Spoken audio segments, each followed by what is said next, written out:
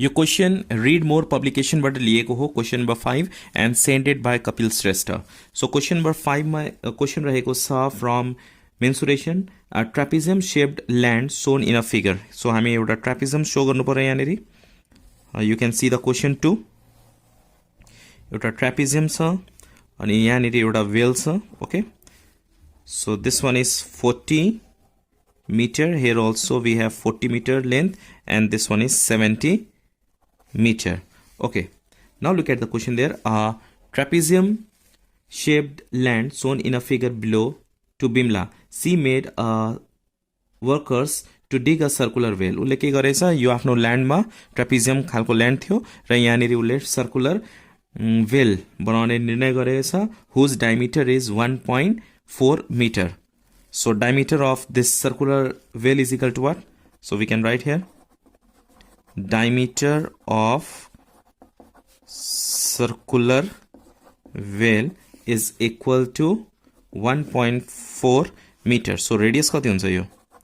So radius of circular well is equal to d by 2. यो टिक टिक दिनु हुँदैन, दुईटा लेख्नु पर्छ है।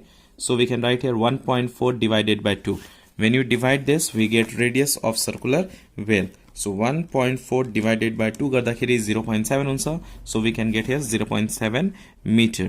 Okay, so question number A मा हेर्नुहोस्। question number A मा हामीले के फाइन्ड आउट गर्नुपर्ने, write the formula of find the area of top of the well. So area of well find out गर्नुपर्ने। area of well के हुन्छ, यो सर्कल छ, so area of circle formula use गर्ने।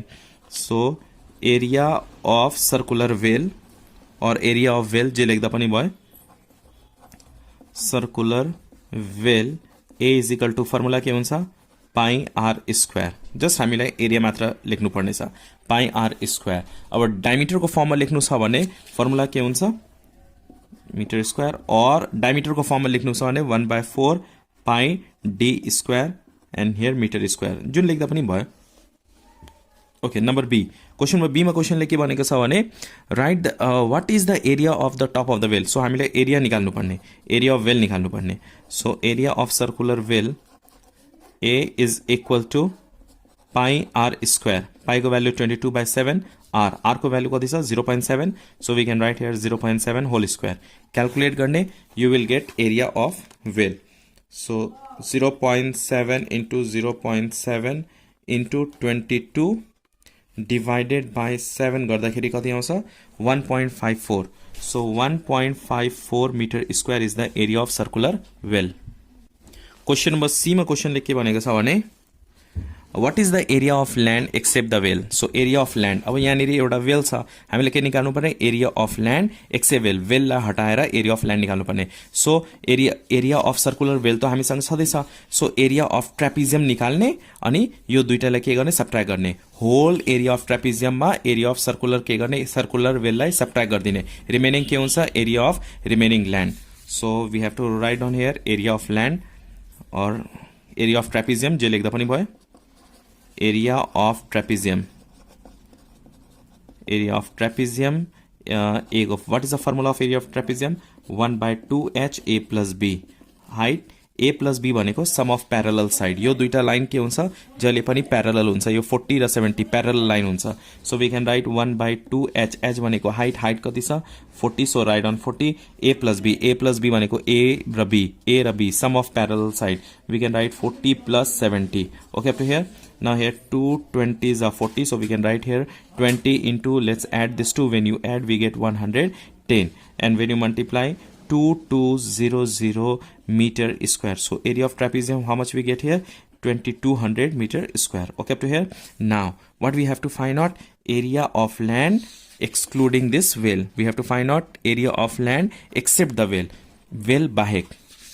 So we have to write on here area of land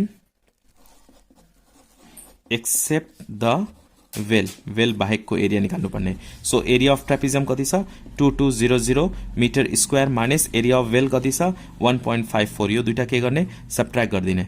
यो दुईटा subtract गर्दा कति हुन्छ 2200 माइनस 1.54 गर्दाखेरि कति आयो 2198.46 metre square. So area of land except well कति आएको छ 2198.46। Okay, up to here.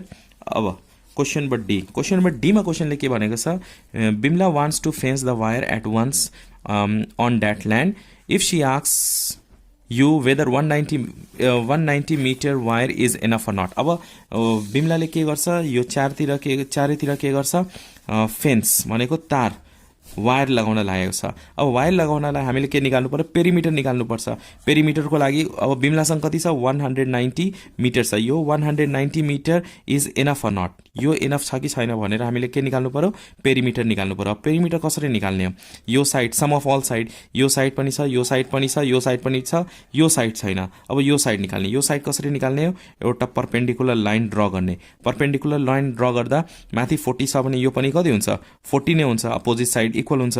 Total 70 छ, यहाँदेखि यहाँसम्म 40 छ भने यो के हुन्छ, 30 हुन्छ। ओके, अब यो 40 छ भने यो पनि के भयो, 40। अब 40 छ, 30 छ, यो आउँछ। Suppose here A B C. Okay, so first find out AC. AC आएपछि सम अफ अल साइड गर्ने, अनि 190 भन्दा धेरै आयो भने नट सफिसियन्ट, 190 मिटर भन्दा थोरै आयो भने पेरिमिटर सफिसियन्ट भन्ने हो। So first find out AC. AC कसरी फाइन्ड आउट गर्न सकिन्छ, by using Pythagoras theorem. AC is equal to root under AB square plus BC square. AB भनेको 40 र बीसी भनेको कति छ, 30 छ। So we can write here from above diagram AC is equal to root under AB square plus BC square. AB को value कति छ, 40। So we can write here 40 whole square plus BC 30 छ। So 30 whole square is equal to root under 1600 plus 900। यो दुईटा add गर्दा कति हुन्छ, 2500। Root under 2500 भनेको 50 भयो, 50 मिटर। सो एसी को भ्यालु कति आएको छ, 50 मिटर। अब हामी के गर्ने हो, पेरिमिटर निकाल्ने हो। Perimeter of trapezium 40 plus 70 plus 50। So perimeter of trapezium निकाल्ने, perimeter of trapezium is equal to sum of all side. Sum of all side यहाँनिर लेख्ने अनि एड गरिदिने। 40 70 50 40, 40 plus 70 plus 50 plus 40। Let's add this one, how much we get here. यो add गर्दा कति आयो, 200 metre. तर बिमलासँग वायर कति छ, क्वेसनले के भनेको थियो, बिमलासँग वायर कति छ, 190 metre. So we can write here at last 190 metre wire is not enough to fence the land. जे लेख्दा पनि भयो, फेन्स द ल्यान्ड। बार लगाउन पुग्दैन है 190 मिटर, किनभने पेरिमिटर नै 200 आएको छ। Hope you understand this question taken from Read More, sent it by Kapil Shrestha. If you understand, please hit the like button. New ones, please subscribe, and do not forget to share with your friends. Thanks for watching till last.